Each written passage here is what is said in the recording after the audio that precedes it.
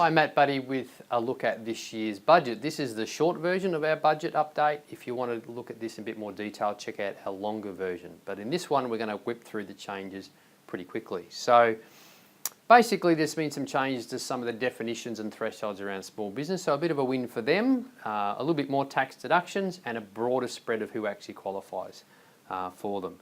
Also a bit of a deferral for some of the childcare changes that were previously announced have sort of been pushed out because they really haven't done the work. They're not ready to announce them yet. So, but the big change in this particular budget was superannuation, and in particular, changing the way you accumulate money into superannuation and your ability, or changing the limit to how much you can accumulate. It was obviously a very big theme in this budget.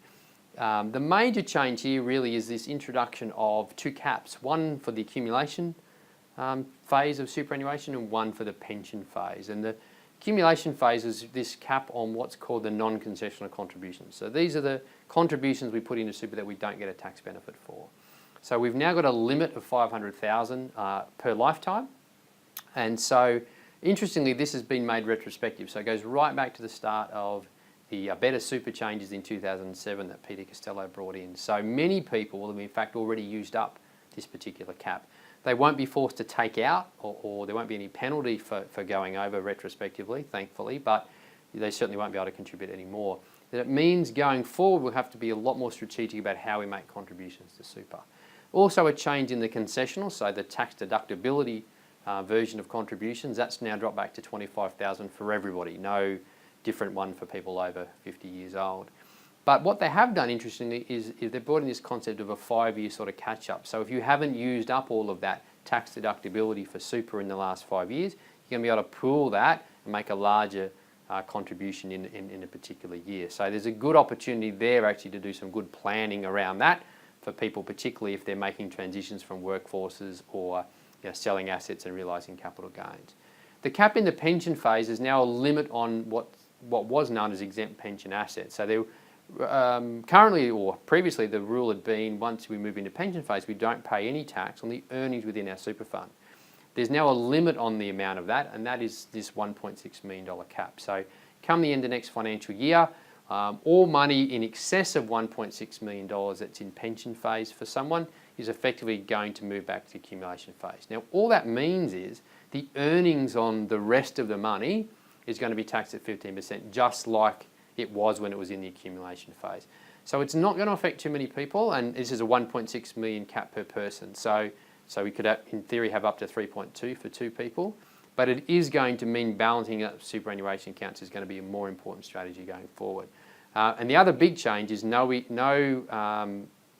exemption now for transition to retirement pensions. So pensions started while people are still in the workforce. There is no tax exemption for the earnings on those assets at all, regardless of the age. So a couple of changes there to the tax concessions for pensions that again are going to have a small impact on some people, but all in all, it just means we're going to have to change some of the plans perhaps that people have been operating in the past. Big change to the contributions is the removal of the work test and removing up to age 75. So now if you're under age 75, you're going to be able to make a contribution to super even if you're not working. And also the change to the self-employed test as to whether you could make a tax deductible contribution. That's gone. It's now going to be a lot easier for people to actually make a tax deduction to superannuation if they're in fact working for themselves and other people. People who are in that sort of partly self-employed role really had an issue with that in the past. And the final change is for low-income earners, a change to the contribution that the government makes for low-income earners to super. Instead of being a co-contribution like it's been in the past, it's now going to be a tax offset. So the reality is it's probably going to be less for most people, is the short answer.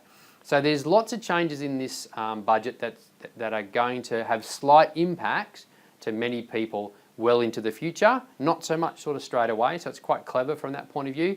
What it does do though is actually opens up quite a lot of very interesting planning opportunities for next financial year and beyond. So as always, if you've got any questions, let us know.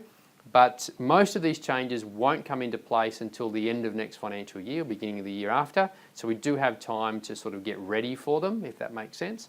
But most of the benefit's going to be in future years. So all in all, we're pretty happy with it. It's actually not a bad budget from that perspective. It does create some really good planning opportunities. Let us know if you've got any questions or any issues. As always, we're here to help.